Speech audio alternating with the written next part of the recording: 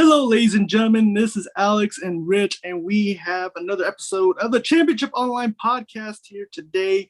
And today's special guest is a very special one. I am very, very excited that he's on the podcast.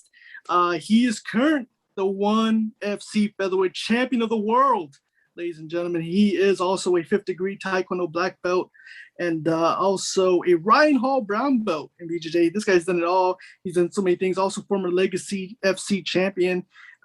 He's a badass in the ring. He's a killer in the cage. And I'm so excited to have him. It's Thanh Le, ladies and gentlemen. Thank you so much for coming on the podcast. Oh, thank you guys for having me. I appreciate the time. And yeah, let's get it going. Awesome.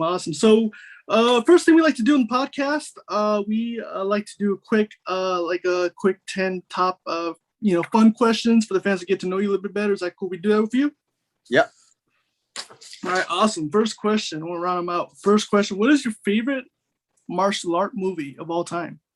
Ooh, man, that's a tough one. You start with the hard one, huh? All right, so I'll give you a couple because I can't choose one, and I really haven't put thought into picking a favorite. But one that comes to mind is Jackie Chan's Legend of the Drunken Master. That's a classic one. I don't know. That was always his style of movement, his smoothness, the whole drunken style always intrigued me. I thought that was really cool. You could pretty much put any Bruce Lee movie up there, but let's say Enter the Dragon. Obviously a classic there. We'll go with those two. There's 800 of them that are popping in my head right now, but we'll go with those two.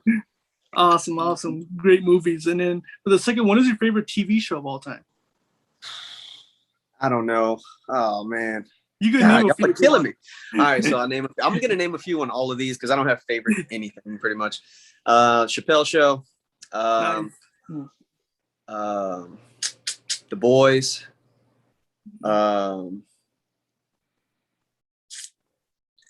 we'll go Family Guy too. I don't know. I always put that as background music. I don't know if that counts as a favorite, but it's on a lot in my house as kind of like background noise. You know what I mean?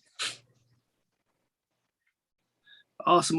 And then with the next question, what is your favorite? Do you have a favorite band or artist you'd like to listen to? No. I'm going to have to leave that one completely blank. You're not going to get an answer from me. Killing me. All right. Sounds good. And then with the next question, when you're not cutting weight, what is your cheat meal? When I'm not cutting weight, cheat meal, I'm a big Popeyes fan. Mm-hmm. I like breakfast as well, so I'll go like a traditional, Waffle House or something like that, but just eggs, bacon, waffle, or eggs, bacon, pancake, that type of situation. And Popeyes is definitely a classic. Man, I don't know if I can do it anymore, but I used to be able to put down an 8-piece with a large mashed potato, but I don't know if I can do that anymore. Awesome. And then with the next one, before a fight, do you have like a ritual you like to do? No. And I almost do that on purpose because I'm not very superstitious when it comes to fighting and competing. Because things go crazy. Sometimes you forget your lucky underwear or whatever people do, or you forget to tap the windowsill before you leave the house, and then it kind of messes with your mind, right? So I'm definitely a go with the flow kind of guy. I don't have any rituals. Like the only thing I'd say I enjoy doing is spending time with my family. That's kind of corny, but it definitely works really well for me. My brother's my coach. My dad's been teaching me since I was a child. So and mom's always heavily involved. My wife's heavily involved. So it's just kind of a family thing. So I really like spending time with my family before fights up to fight day. You know what I mean? Even fight morning, just to grab some food. And then obviously after the fight, hopefully to celebrate. Awesome. Great answer. Awesome. And then with the next question, if you're a gamer, do you have like a favorite video game of all time? So I need help, y'all.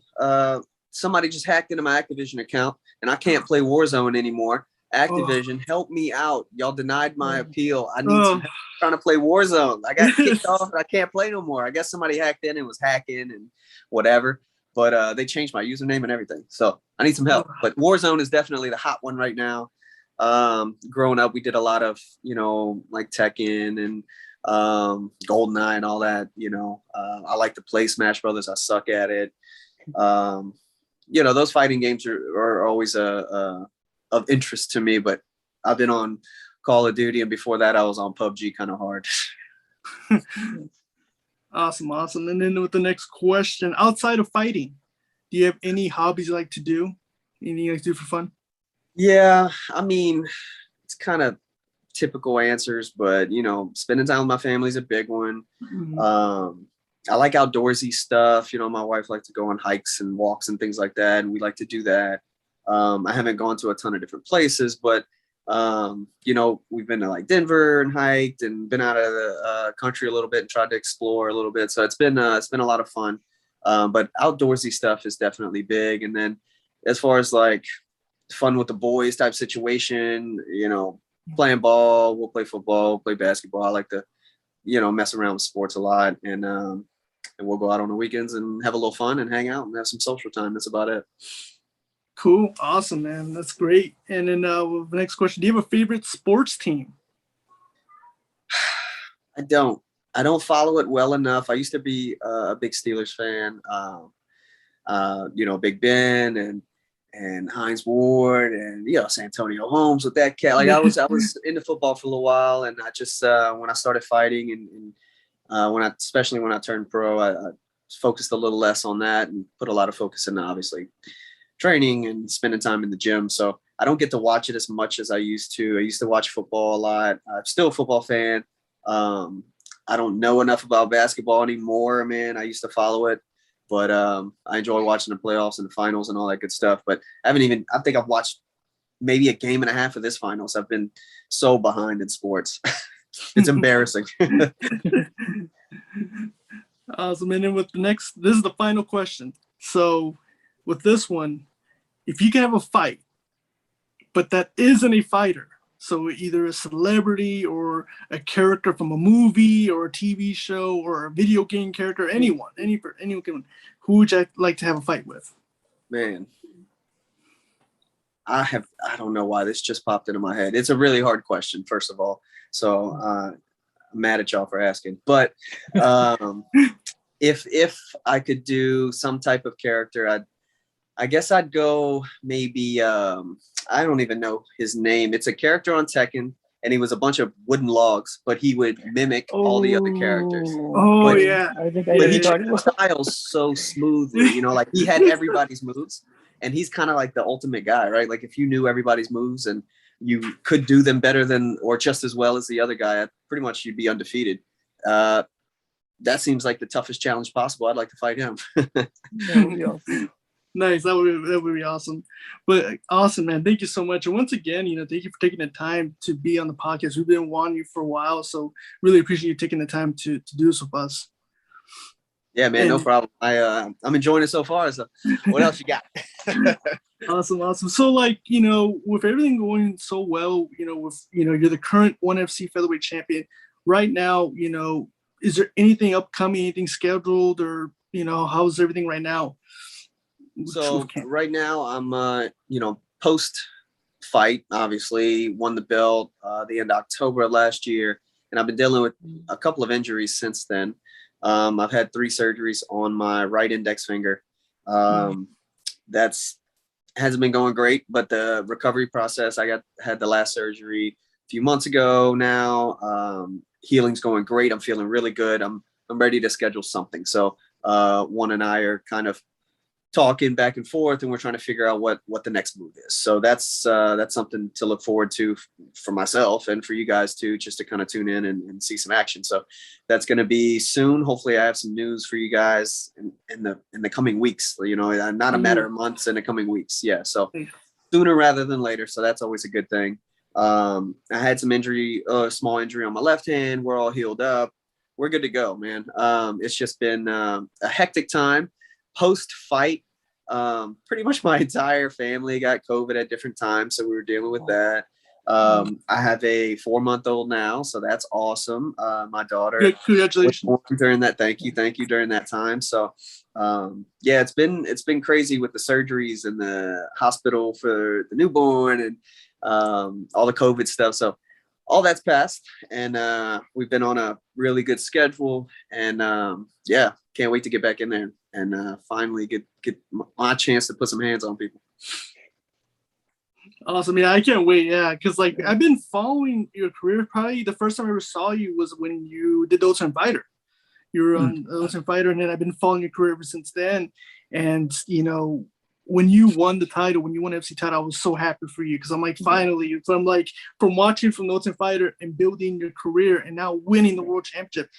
Just to go back, you know, what was that thoughts on that fight, and also finally winning the world title? What did that mean for you? It was crazy, man.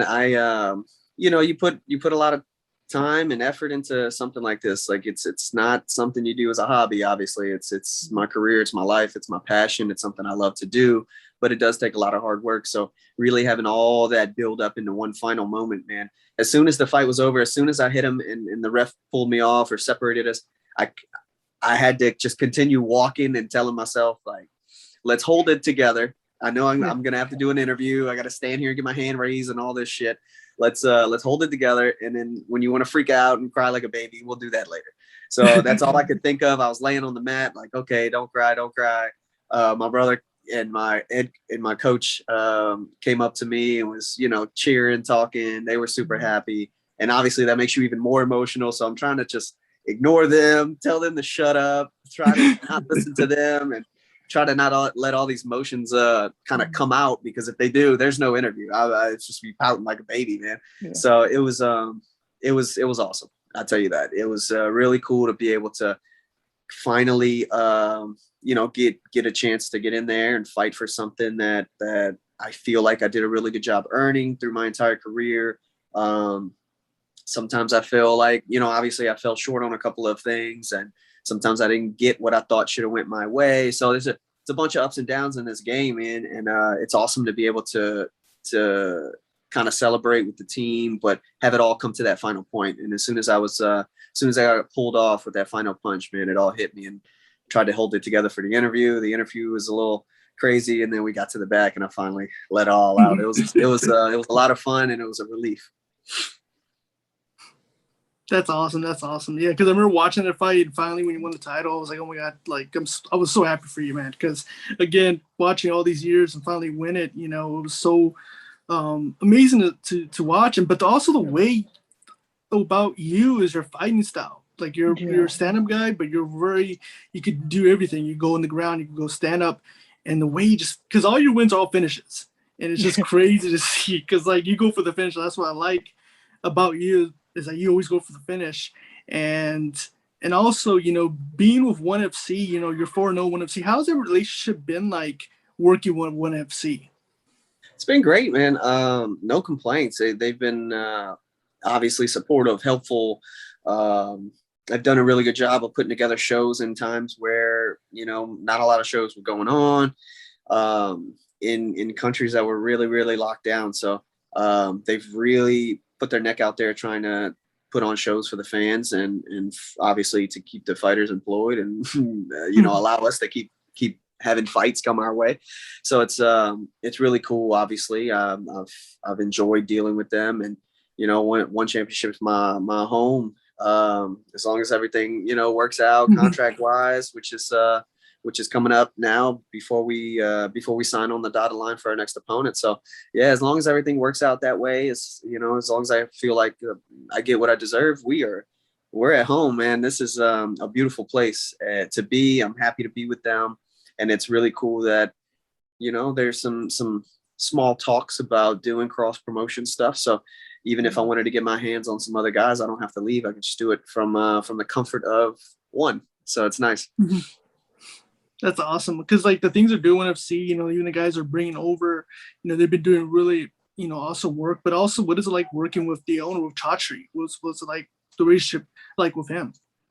So I haven't spoken a ton with Chatri, but he's always been, you know, through social media, whatever, very supportive through his comments about our fights and what he wants to do as far as martial arts goes, and as far as putting on shows for the fans. So I'm on board with his message and what he's trying to do. And apparently he's on board with my efforts on trying to make sure we get some cross promotion fights to figure out who the damn best in the world is. So it's awesome. He does a really good job of bringing over talent from other organizations, obviously, and to show the world, like, fighters are fighters. Like, anything can happen in a fight, obviously, but we've got some really talented guys over here at one, and what's usually thought to be the best in the world that's not always the case. And it's cool to see it play out that way because, there's great fighters everywhere in every organization. It's just, they need a chance to shine. And it's cool bringing over guys, for example, from UFC and seeing, they're not coming in and just washing people. They're having some problems too. That's true. It's, just like every other fighter in organizations, running into some roadblocks, just like everybody else. So it's cool to see that. And it's a kind of a message to the world, like, hey, you guys need to pay attention to the big organizations in the world and kind of see all these other fighters that are really doing work. Oh, absolutely. Like you said, there's guys that, they from the UFC, they come and it's not easy. It's not easy. It hasn't been an easy run for them. Guys like, even Mighty Mouse and guys like, Eddie Alvarez, it hasn't been easy for those types of guys. And, and ONE FC is doing big things. Now they have a deal with TNT now for the U.S. audience, and they're, showcasing the whole world. And, and it's been really interesting to see how, especially with the pandemic, he's been putting all these fights, and, it's been really fun to watch, especially on TNT.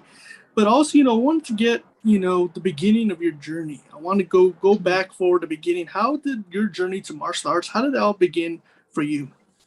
So my decision to do martial arts was really easy. I was born into it and I didn't really have a choice. So it was easy for me. Been doing martial arts. I've been doing Taekwondo since I was 4 or 5. And my dad obviously is trained all his life and has taught for the majority of it. And that was been my coach since day one. And it's just my whole childhood is pretty much spending time at our Taekwondo school, Moon College Taekwondo. In the old building and the new building for the guys that know us. And growing up, doing tournaments, going to tests, traveling, doing national competitions, regional competitions, trying to make our way to bigger and better things as far as the sport goes, and really, strive to be the best, just like we're doing here. And that's my entire childhood, is pretty much traveling to tournaments locally and nationwide, and spending time with the group of guys that we've built really strong relationships with, and doing that until I was a young adult. Had a little, I guess, I don't want to say a break, but pretty much, didn't do competition for a little bit. Started sprinkling competition back in. And then a friend of mine and I and my family, my dad, my mom, my brother, we all went to a local MMA fight. And, I kind of looked at everybody and was like, man, this is really cool. Like, I think we could do this. I didn't see anybody get, ridiculously hurt, blood or whatever, some cuts and some knockouts, but nothing too crazy. And so we were like, hey, we could try this out. Why don't we just schedule a fight? Who knows? Try it out. Fuck it.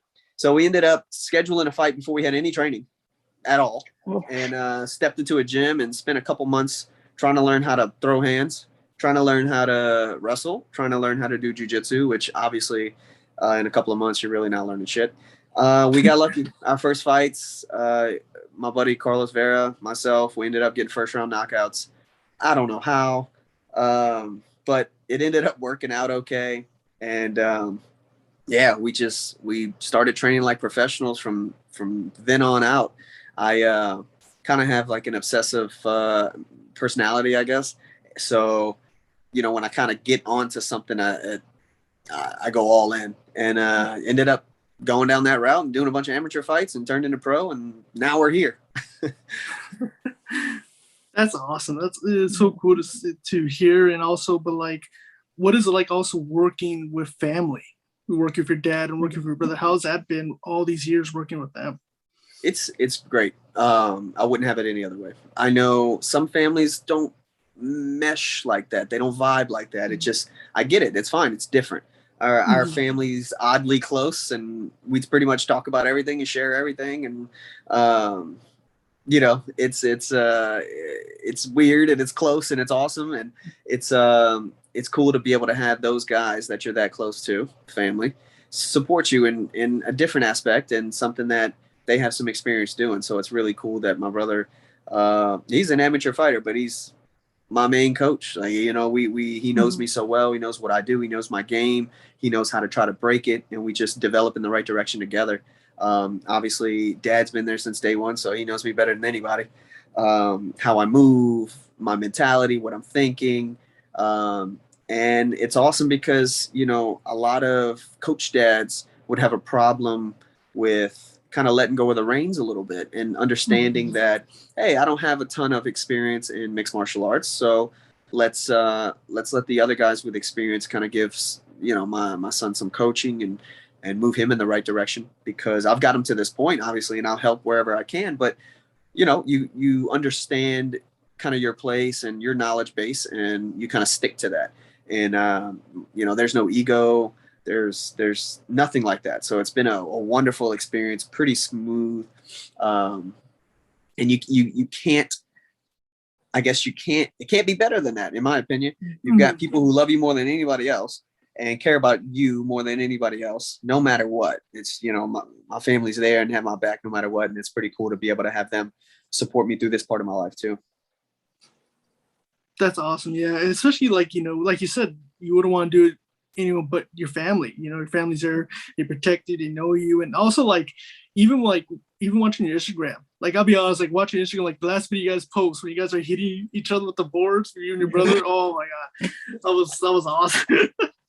This is awesome. Like it just seems you guys have a really good time just training for each other, you know? Absolutely. Yeah. I think that's one of the more important things is you have to enjoy it. If you're going to be the best at something, or if you're going to try to be the best at something or spend this much of your life doing it, you've got to enjoy it. So you got to make it fun. Could I do 1% harder training and a little less fun to get that extra 1%? Possibly. But is it going to bring out the best version of me in the cage that enjoys this and loves it? That version of Tan is going to do so much better than somebody with maybe a 1 or 2% skill advantage over the other version of Tan, but doesn't quite enjoy it as much, or doesn't really enjoy the martial arts life or the family entanglement, that type of thing. So I feel like I try to constantly adjust my gauge on, you know, the fun versus hard work versus family time versus, you know, rest time and that type of thing. And, you know, we're trying to always perfect that. We're trying to work. I think I'm in a good spot, but we're always trying to make it better. That's awesome. Yeah. You know, especially like, you know, you can go serious, but also it's also good to just let it out and have some good time in the gym, you know, and have fun, you know. And also what is like, you know, also you teach your students, what is the advice that you give to your students in their journey to become fighters? So it's a lot of the same stuff, you know, to be honest with you. I'm pretty as genuine as it gets, you know. I don't try to put on an act or be a character or anything. So this is the guy that they see. This is the guy that my wife sees. This is the guy that my son and daughter see. This is the same dude, you know. So they'll get this type of knowledge, I guess, or whatever you want to call it, from me, and they'll get my true feelings on, you know, the mistakes I've made coming up and how I think I would do it differently if I got a second chance, what I think they should do based on their skill sets. You know, I try to put them in here as much as possible and give them the best chance of becoming better than I could ever be. You know, I feel like I've done a really good job of developing my skills in a certain direction, but I had a different history than a lot of these guys and girls, you know, so you don't get to lean on your Taekwondo background and training since you were and doing tournaments since you were 4 or 5 years old. You have to earn it a different way. So we're trying to carve out a path for those guys and girls that is unique to them and it makes sense for their situations. But understanding like how martial arts works, how hitting and not getting hit works, how we have found that, you know, using footwork and using your brain, and a little less reliant on strength and chin and power and stuff like that, kind of carries you through martial arts, and it makes you, I think, approach it the right way, the way it's supposed to be learned, the way it's supposed to be done. If you got into a street fight in a parking lot or a fight in the cage, I fight what I think is the best way to fight. And if I knew a better way, I would fight that way. But this is the best way I know. So this is how I fight. And that wouldn't change whether I was fighting the Terminator or some dude in the street, or the next to be champion that I'm about to sign a dotted line on, you know? Mm-hmm. Yeah, and your way is the best way. I mean, you got your world title, so you know it works. You know, and also, you know, talking about, you know, mentioning, you know, like I said, like the first time I saw you was doing Ultimate Fighter. What was that whole experience like for you? Because I believe it was the McGregor and Faber season. What was that whole experience like for you, being in the house with all those guys and training and also competing? What was that whole experience like for you? It was actually a really cool experience. That was my first time being exposed to UFC caliber coaches, fighters, and things like that. So I really didn't know kind of where we fell on the gauge, you know what I mean? And then after getting in there, training with these guys, competing against these guys, it's really cool to see at that point in my life, like, wow, you know, I do belong here. I do have a long ways to go as far as getting better and filling holes in my game, but I do belong in the same room as these guys, and I can win a fight against any of these guys. You know, I could also lose, but that's the point of fighting. But it was really cool to be able to kind of be surrounded by those guys, seeing their mentality, seeing the way they approach the game, seeing the things that they do on a daily basis for training and stuff like that. It was really cool to see the inner workings and behind the scenes of having cameras in your face at all times and mics on you 24/7. Like, you know, I'm not gonna, maybe I say, let some other words slip out of my mouth at other times. Like, I'm used to it now. You know, you got a camera in your face all the time, or you're doing an interview or whatever the case is. So it's kind of experience in all aspects of life, but also a big piece is I made so many friendships on the show. You know, Billy Q just had a fight. Ryan Hall, I trained with him on a very consistent basis. Moved up there for a couple of years to train with him. You know, I've trained with Chris Grits after the show. There's been a ton of guys coming in and out that we've trained with, and still message back and forth. And it's really cool. Like Lance on Team Alpha Male, he was one of our coaches. He, you know, won the PFL tournament 2 years in a row, got a couple $1 million. Like that's awesome to be able to kind of have guys in the network that you can bounce ideas off of or message or train with or whatever. So it's the relationships, I think, it pretty much is the best part from the show. To have these friendships and guys to be able to connect with. That's awesome. And then, like, you know, filming that, you know, was there ever a time where like the producers were like, hey, you guys, you know, it's a TV show, so you guys kind of have to, like, you know, act up or do something? Was there a time like that? Really? No. Now, you know, they did a really good job of making sure that, you know, like, for example, the fight on the show, you saw that like Faber and when TJ Dillashaw came and visited and Cody Garbrandt were in the room, they were next to McGregor, and, you know, we were close so they could talk. You know, that they're not going to kill the drama, but they didn't they did. I always thought before I was on the show, like, they made this shit up. You know, they created the drama. They told people to fight. I really did. Like, I truly believe that. And if they didn't, it wasn't anything like that. And obviously we still had some drama, but that's because you're sticking 16 or whatever fighters in a house together. And we don't get to watch TV or listen to music or anything. We've got to kind of interact, and there's a bunch of common areas, and some people to live different ways than other people, and that causes problems. You know what I mean? So it was an interesting season. It was an interesting show. It was awesome to kind of see all the drama that unfolded, but no, nothing crazy. I thought the same exact thing. And I was surprised to find out that nobody told me to go punch somebody in the face. Because even like watching like clips of it, like even like watching like, you know, Conor and Faber, kind of thought like, oh, maybe this is a little bit too much, or maybe this is really real. Maybe they don't like each other, and, you know, the stuff they're saying. For you being like in the middle, pretty much, what was it like? Was it all real, or was it something kind of like a little bit scripted, or was it No, it was 100% all genuine. And you know, I don't know if you know, so we know for a fact that McGregor does a really good job in front of the camera, right? He does a good job talking shit. He does a good job of getting on people's nerves and striking chords. And that's obviously, like, I'm like that with my boys at home, that type of training. In our training room, we're always talking shit back and forth, messing around. But he likes to do that outwardly, and to people he don't know sometimes.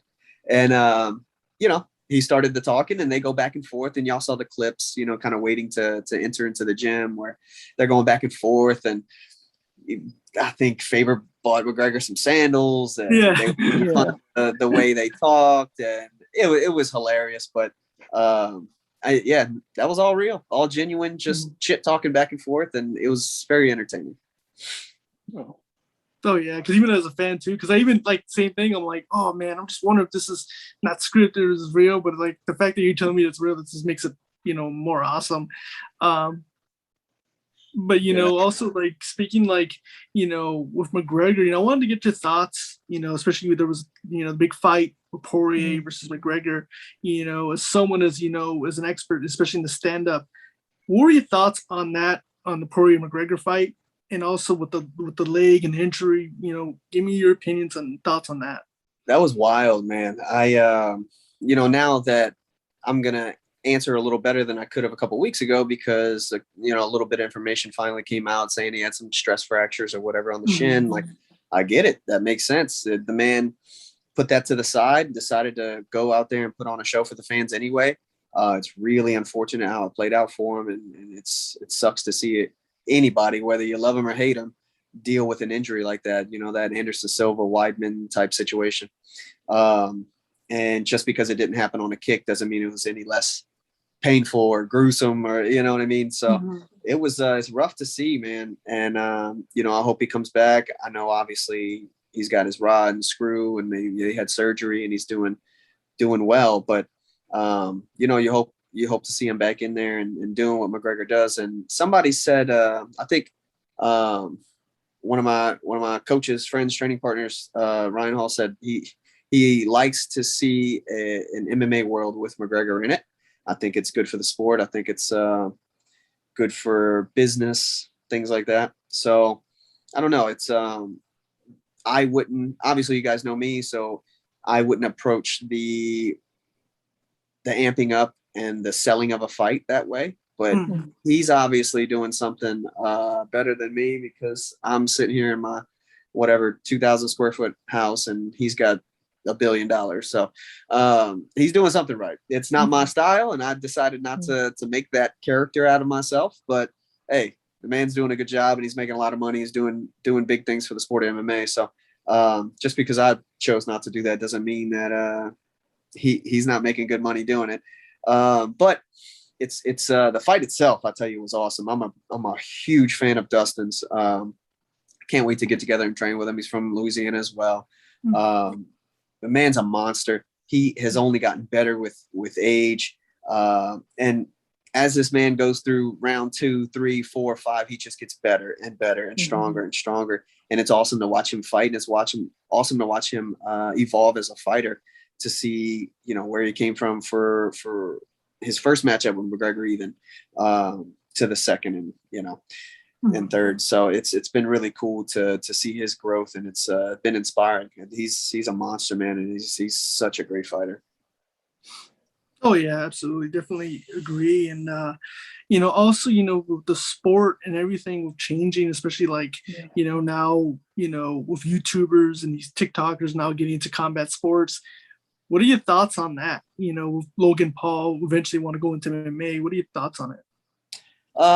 I tell you what, as a martial artist, it's a little rough to watch as a human and a spectator and somebody who, you know, understands a little bit about some business things and some how to make money and promoting. Like, they're doing a really good job. They've built a fan base of people who want to watch them do anything, jump off of a roof, go garage sale shopping, whatever. They want to watch them on YouTube do shit. And they happen to say, I'll fight somebody. Do y'all want to see that? And obviously those fans want to see that. So they're doing a really good job of taking advantage of their business opportunity. I think it's awesome. I think it's bringing a ton of money to the sport. And, you know, I don't enjoy watching it. It's not very high level of anything, but it's they do have a huge fan base who don't know any better, to be honest with you. They've got fans that don't know the difference between somebody who's got 3 fights in boxes and somebody who's got 100 fights in boxes. They just can't see the subtleties and the differences sometimes. And really good on those guys for taking advantage of that niche, I guess you could say. But yeah, like I said, as a martial artist, it's whack. These guys are making millions and millions of dollars when you've got real martial artists, real knowledgeable fighters struggling to pay bills. It sucks. I'm one of those guys. It sucks. But like I said, the business spectator guy version of Tom Lee's like, damn, y'all are doing a really good job. Go ahead, take advantage of it. Like, if I had a crazy idea and I went into the marketplace and sold something, crazy product, and I made billions of dollars, like, why are you mad at me? I came up with a good idea and it worked, and I made a bunch of money, and I, gave some people some products. I get it. So I see both sides of it. No, absolutely, man. Well said. And definitely, I agree with it. Like you said, as a fan side of it, it's like, yeah, I'd rather see real fighters do it. But then again, it's tough to see it too. These guys are making millions of dollars, and I see it both ways. But also, my last question, there's somebody watching this and saying they want to become an MMA fighter and they actually want to do it. What advice you can give to them that actually, is thinking about doing that? I think there's a couple layers of things, advice I'd give. But the first one's like, just show up, just come to class, go to training, be consistent more than the first couple months, train 4 times a day and then 3 times a day and then 4 times a day, and then kind of burn yourself out. Like, enjoy it. Enjoy the art of mixed martial arts and boxing and taekwondo and wrestling. Like, enjoy that stuff. You have to love it. You have to like it for it to be obviously a passion and a career, I think. Or there's no different from working a 9 to 5 that I didn't like before this and going to work every day and just dreading it. But I needed to pay my bills. Like, I get that, but don't make fighting that same thing. Enjoy it, love it. And if you don't, no problem. Go do something else. And I think the more experienced guys get and the more fights they get under their belt and that part's covered, it's really surround yourself with people who have your best interest at heart. And that's really, really hard to find. It is. I happen to be a champion now, but if I linked up with a new guy, a new training coach, or a new manager, it's obviously they're going to give you the same old story. They're going to try to do things for you, but everything benefits both of you guys, or else they wouldn't be doing that job. So it's hard to see people's true intentions. And that's why I surround myself with family and the guys I started with, and added pieces to my pie that I know are genuine people who care about me and want to see the best for me, and they have no interest in benefiting from it at all. And then if they do happen to benefit from it, cool. But that's my choice, not theirs. I think that's important as far as getting up to the pro level and past the pro level and being a little successful and trying to be more successful and trying to get more and more success. I think that's an important piece. You need those people to keep you grounded, not just a bunch of yes men around you. Oh, absolutely. Absolutely. Definitely agree. And such great advice. And again, man, I really wanted to, say thank you and, appreciate you taking the time to do this, because, it's an honor to have you, and we thank you very much. I enjoyed it, man. Thanks for having me on. I appreciate it. And hopefully y'all get to watch me fight soon. Oh, no, definitely. I can't wait. As soon as that announcement hits, I can't wait. And, also, for the fans out there, where can they find you on social medias? Pretty much everything is Thanh Le MMA. Instagram, Facebook, y'all, just Twitter, just follow me, message me. I try to answer as many questions as possible. Y'all go check out my brother's line. It's No Society. It's always a big sponsor of mine. Go lay down back home. I appreciate you guys. And then I just want to give a shout out to 50/50 Jiu-Jitsu. Huge part of my career and my development. Ryan Hall and his team, Mid-City MMA here in New Orleans, and then my home, Moon College Taekwondo, where I grew up. So those are my main gyms, and I've gotten so much help from other guys too, but those are my main guys there. Awesome. And there you go. Definitely, please go definitely check them out. Go check them. We'll tag it all the social medias, all the links out there. And please go definitely support Thanh Le in this. And like I said, I can't wait for your next fight. I can't wait to announce it, and it's going to be awesome. And again, thank you so much, man. We really had a great time, and it's an honor to have you. Thank you so much. Thank you guys for having me on. And yeah, let me know. We'll get back on here and talk sometime, maybe after the title defense. Awesome. And for sure. And again, for the people watching, thank you so much. And we'll see you guys next time on Championship Online Podcast. This is Richard. I'm Alex. We'll see you guys next time here.